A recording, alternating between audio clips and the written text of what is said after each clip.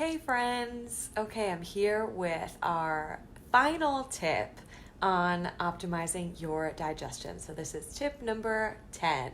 And tip number 10 is to reduce your stress. Or you may want to say, learn how to better cope with your stress, right? Because when we say reduce or eliminate stress, then people think like, well, how am I ever supposed to do that? Because I always have stress, right? And that adds more stress. Like I shouldn't be feeling stressed, but I'm stressed. Oh my God.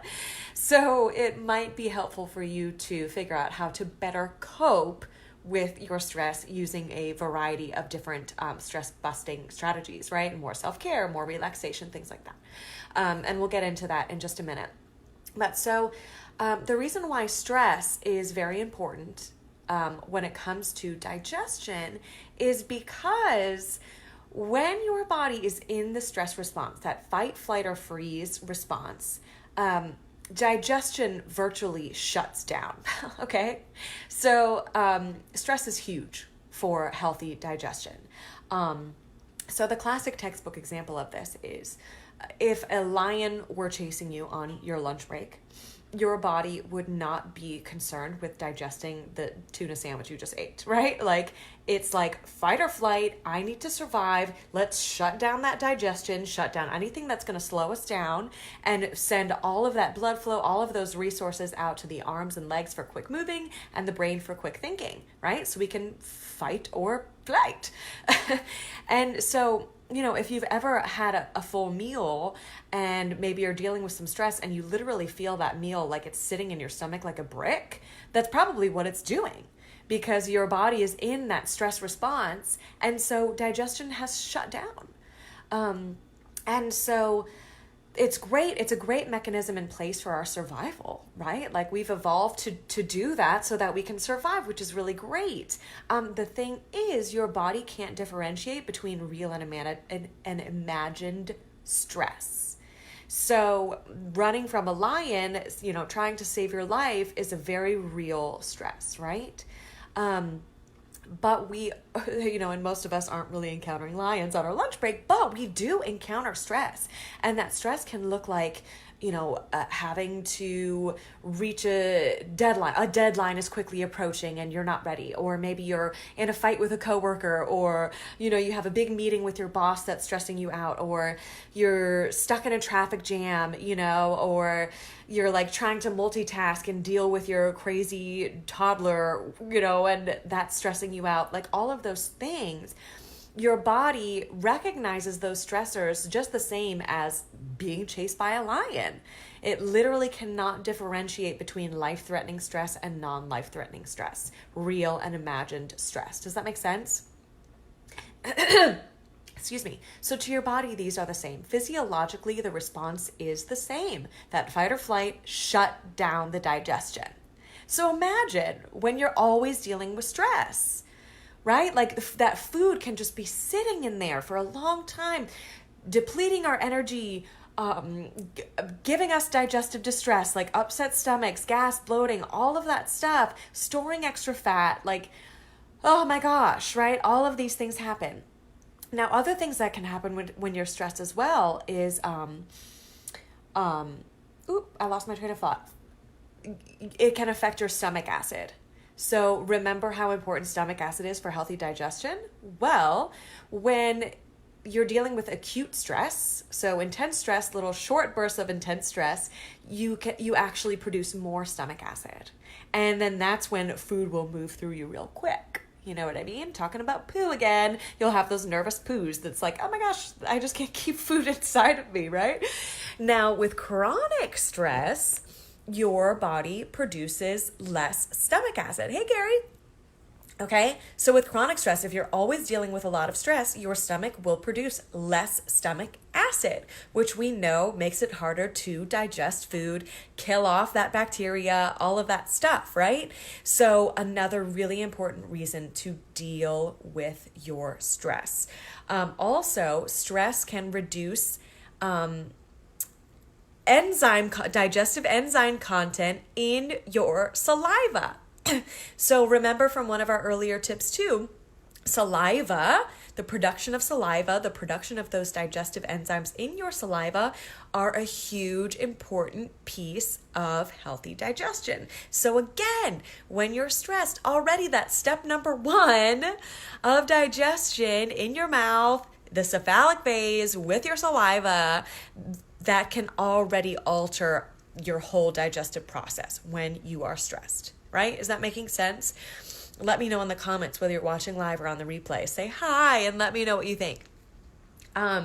So all of these things lead to major digestive upset. So what do you do? Of course, we can never completely eliminate stress. Life is full of stressors and they're always going to be coming at us from every which way. So what matters is how you respond to that stress.